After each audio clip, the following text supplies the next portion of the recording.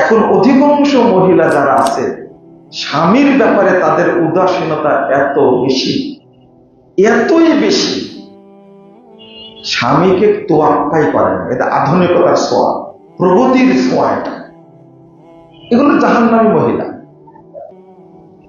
এখানে গুরুত্বপূর্ণ বিষয় হলো যে রাসূল সাল্লাল্লাহু আলাইহি ওয়াসাল্লাম একদিন বলছেন যে আমাকে দুইজন লোক নিয়ে গেল, নিয়ে যাওয়ার পরে বলছে বিশাল পাহাড়ে দেখা, বলছে উঠে না আপনি। তো না আমি তো পারি না, আমি কেমন করবো? তখন তারা বলল ইন্নাসা মুসাইহিল্লাহ, আমরা সহজ করে চাপ উঠেন। উঠার পরে দেখলাম স্বামী তো, আমি শুনলাম আও না,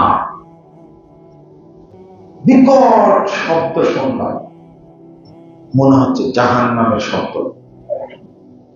তো আমি জিজ্ঞেস করলাম এই সমস্ত লোক কার? যা কয়েকটা স্তর আসছে, আমি শেষেরটা বলি।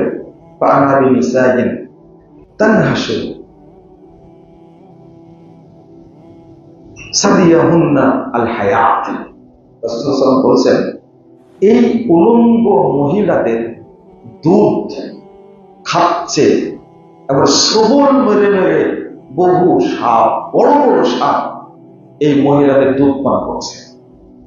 জাহান্নামে উলঙ্গ মহিলা, জাহান্নামে উলঙ্গ মহিলা তাদের দুধ খাচ্ছে।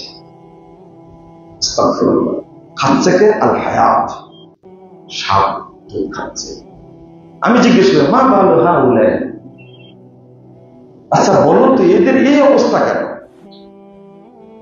তখন বলছেন এরা তামনাউহুন্না আওলাদাহুন্না আলবানাহুন্না, আস্তাগফিরুল্লাহ আস্তাগফিরুল্লাহ, যে এই মহিলারা তাদের সন্তানদেরকে দুধ খাওয়া থেকে বঞ্চিত করেছে, দুধ দেয়নি।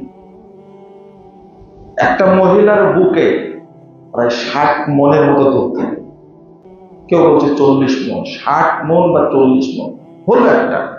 আমার মনে হয় আরো বেশি থাকে, কারণ 4 বছর একটা বাচ্চা দুধ খায়, যে বাপ দুধ কিনে দেয় সেই বুঝে কত দুধ লাগে।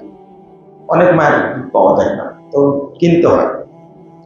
রাসূল সাল্লাল্লাহু আলাইহি ওয়াসাল্লাম বলছেন এই যে মায়ের বুকে গচ্ছিত রক্ষিত দুধ তার সন্তানকে খাওয়ায়নি, তামনানা আওলাদাহুন্না আলবানাহুন্না, দুধ দেয়নি। এই দুধ কোথায় যায়? দুধ নষ্ট হয় না। জাহান্নামে যখন যাবে এই মহিলাদের দুধ পান করবে সাপ, যেটা খাওয়াতে বঞ্চিত করেছে। হাজারো মহিলা বর্তমানে আছে তাদের সন্তানকে দুধ দেয় না।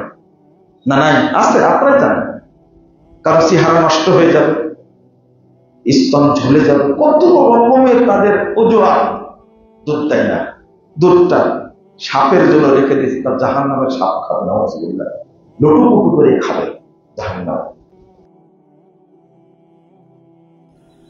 মুহাম্মদ টেলিভিশন, সত্যের জয়, সব সময়।